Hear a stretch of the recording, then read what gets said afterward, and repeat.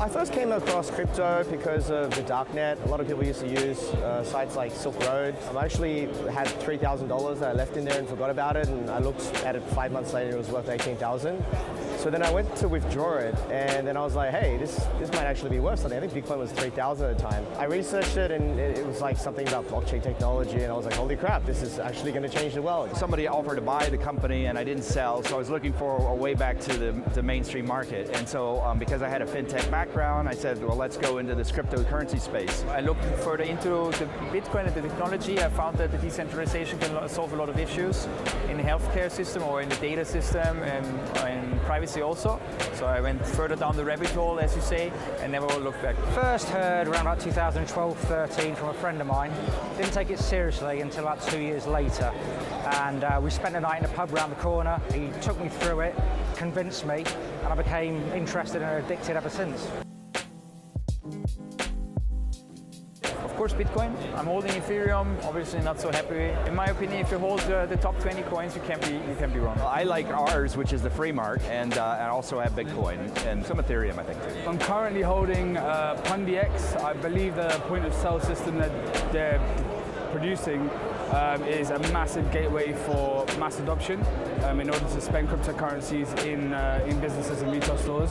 I think that's going to be really crucial. So Bitcoin, Bitcoin Cash, Ethereum. I tend to focus more on the ones that I think can be used actually as money and a unit of exchange rather than a token. Obviously in the EMX seed rounds, and most of my money that is liquid would be in Bitcoin right now. I would definitely say don't focus on the investment and speculation element. It's a technology, it's a unit of exchange, but it's not really a get-rich-quick scheme. Just remember that early technologies get superseded by innovative people. You have to be on pulse of the technology, of the space. Cut your losses. You're probably in shitcoins, and it's not going to get any better for those coins. I'm looking very forward to RSK, Rootstock. It's smart contracts on Bitcoin, secured by the Bitcoin mining network. They have a global reach, and I'm extremely excited about it basically being the next Ethereum.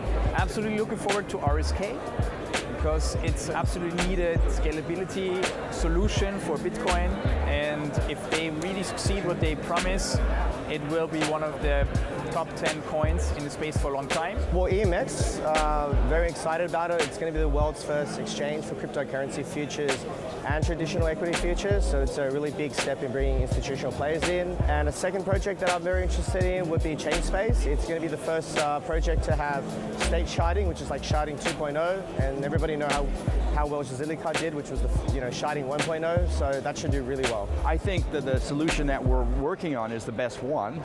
There's some other brilliant things being done in the space. These guys are giving me a lot of really good ideas on what we should be doing in our paradigm. So we'll come at it, a lot of these good solutions, there are a lot of innovative people here, and so we'll come at a lot of these good solutions from another perspective, which may make our approach even better still. The one that's at the top of my list at the moment is called Hashgraph. It's a new type of distributed ledger, which is a competitor in some ways to blockchain, but I think is quite efficient when it comes to making very fast global payments.